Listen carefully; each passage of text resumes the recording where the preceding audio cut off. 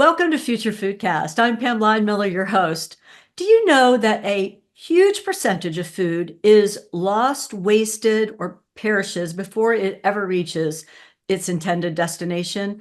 We have somebody on the show with us today who has a solution to that problem. We have Catherine Sizoff. She is the founder and CEO of Strella. Welcome to the show, Catherine.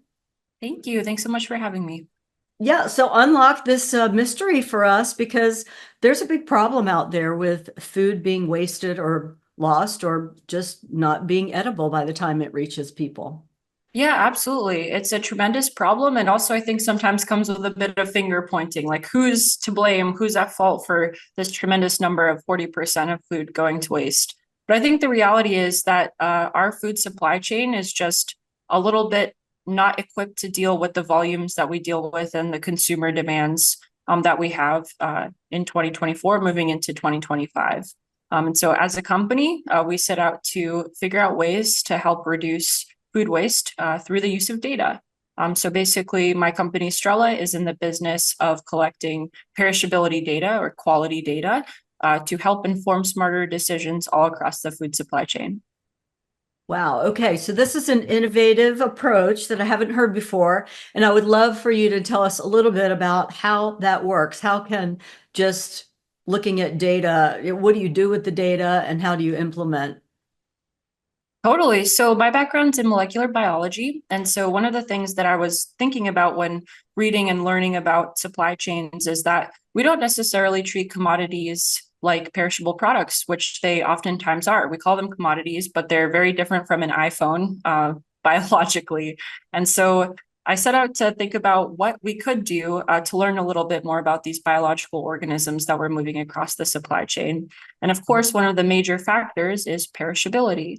So what my company did was create a sensor technology that measures a bunch of different things that produce specifically creates as it ripens. So different hormones, different gases that are emitted by fruits and vegetables as they ripen. And we use that sensor data, basically what the fruits and vegetables are telling us to help do a bunch of different actions all across the supply chain, whether it's ripening fruit, sorting fruit, sequencing fruit, storing fruit better, in the United States and abroad. Hadn't thought about all those different applications, nor the fact that really produce is kind of like living organism. It's, I guess, giving its signs of aging to us through variables that we can measure, was what you're saying. Yeah, absolutely. Our little slogan is fruits talk, we listen, or produce talks, we listen. So yeah, they're telling us a story and we can capture that story and use it. Okay, so you collect this data, so the sensors then I guess are with the fruit Mm-hmm. Yeah, as it's so being we transported. yeah, so I can provide an example. Okay, Apples, great. fun fact, can be a year old before they get to a grocery store. Oh Um, no. Don't tell me that. I know there was some time there and that they picked before ripened, etc. But yeah, that's a long time. Yeah, for sure. Yeah. Well, so it's not too crazy. They're just kept in a deoxygenated environment. But yeah, apples are stored after they're picked. And so what we do is we put our sensors inside these storage rooms. Not every apple can store for a year. Some need to be shipped out immediately. And so that's the kind of decision we help the packer who's storing fruit make. So we're able to say, these apples are really good. They can last for a really long time. But these apples, they're starting to go bad. We need to make sure they get to the supply chain before they actually change in quality. Okay, so you're really saving the people that are warehousing on first of all, I mean, we're not even talking about it getting to a retail environment or you're talking about after it's picked and stored before it's actually sent to its destination. Yeah, absolutely. Exactly. So apples are picked off the tree and then they're basically immediately put into these giant warehouses Mm. where they're stored for a period of time before they go to the retail chain. And so that was kind of our first use case is to put sensors in those rooms and help people make decisions about what needs to move out of that giant room of apples. Wow. And so you're just giving them the data to make better decisions. Essentially, you're giving them real time data on what's in the room. So it's not just they open the door and look in there and say, oh, I think we have 3 more months on these apples. You actually have the data that can pinpoint that much more accurately. Absolutely. And these rooms, to add further complication, are basically a black box. So you can't just pop open that door because there's no oxygen in there. So it's literally a black box filled with, it could be up to $5 million worth of product in there. Wow. So these are giant, giant rooms. Yeah, so it can be really hard to make a decision sometimes. Yeah, and the implications are huge. That's a lot. Those are large dollars that we're talking about in the food supply Totally. chain. Now I know Totally. how to get to such large numbers of, food that perishes before it gets there or somehow doesn't make it to the end of the supply chain. This is one of the reasons, isn't it? Absolutely. And for a startup, it's fun too, because we're not a huge team or anything like that. But to date, we have monitored like over 2 billion pieces of fruit and saved like around 20 million pounds from going to waste. And that's one of the fun parts about being in supply chain is you can make an impact on a pretty significant volume pretty quickly. That's really exciting. And you're also going around the world here, as far as being able to impact different areas of the world. Totally. It's been really interesting learning about how different supply chains work. Like, for example, export markets versus domestic markets, volume markets versus super specialty markets, and learning how our technology can be used in all those different kinds of decisions. That's really cool. How many different countries are you in? I mean, this is a moment in time, I guess. I don't know if you want to say. Yeah, we're in 26 countries as of today, which has been really interesting. We just started global expansion like a little under 2 years ago, I'd say. So it's been a really cool journey just learning about how different countries deal with their fruits and veggies. Right. Well, okay. So once this, the whatever it is, apples is a great example because you've got a great use case there with what you've seen happen and some actual numbers. But whatever the produce is, then once it leaves the warehouse, I mean, the tracking doesn't stop, right? Because Totally. Yeah. So apples, for example, once the apples leave the packing house, they go to the retailer. Retailers are usually not experts in apples, right? They're managing tens of thousands, sometimes millions of SKUs. And so we help retailers decide which apples need to ship to the grocery store first. We also help retailers do other types of things like ripen fruit. So if you've ever gone to the grocery store, you notice the bananas and avocados are kind of all over the place, right? um, yes. because they're artificially ripened in the retail supply chain. And so there's a human job called a ripener, and their job is to get bananas from green to yellow in a really consistent fashion. But that's a super tough job with very limited kind of inputs and limited, lots of variables, limited inputs. And so instead of ripening totally by hand, we put our sensors inside ripening rooms. And we have a machine learning model that can output uh, how and when bananas need to be ripened properly to get them perfectly yellow at the grocery store shelf. What an interesting application for that technology. All right, so we're able to leverage the data that the fruit is emitting essentially, and being able to use that to eliminate a highly variable human intervention type job. So that person might be able to do something different, and we're getting more consistent result from what I hear you saying.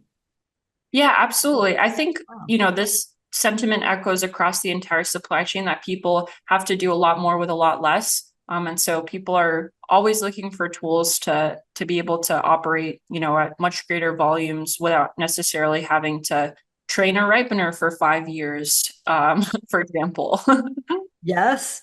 Well, and that's again another real live use case. All right, so there's a lot of people who might be interested in this data along the line in the supply chain. Who else might be able to use it?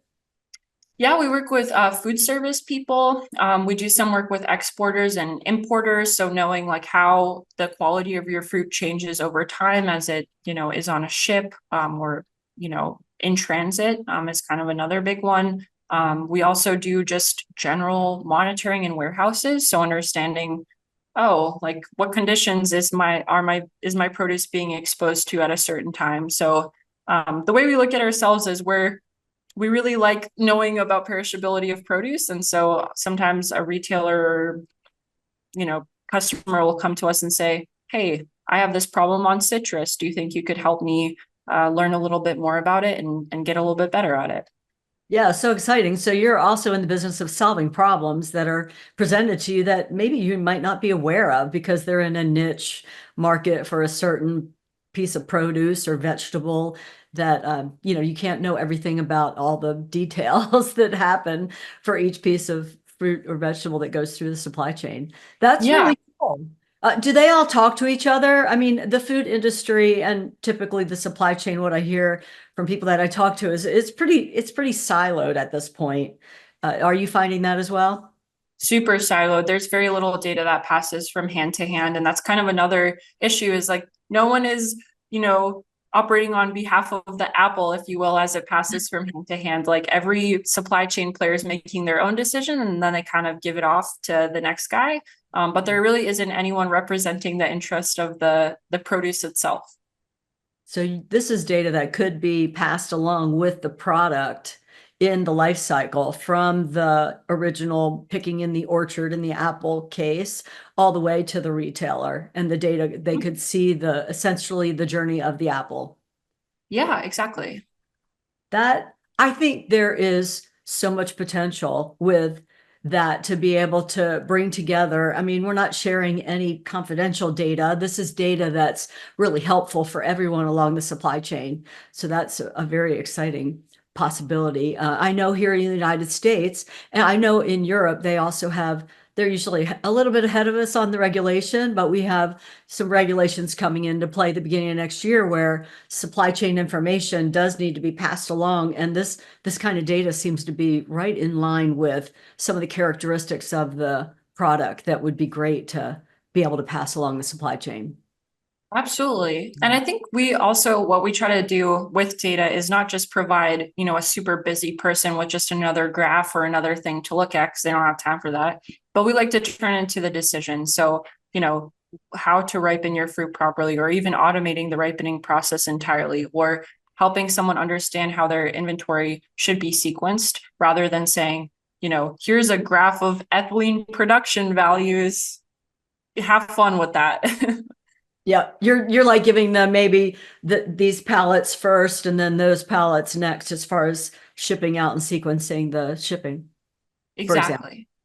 Wow, that's really actionable data. I love it. Catherine, what else would you like to share with us about what Strela's got going on?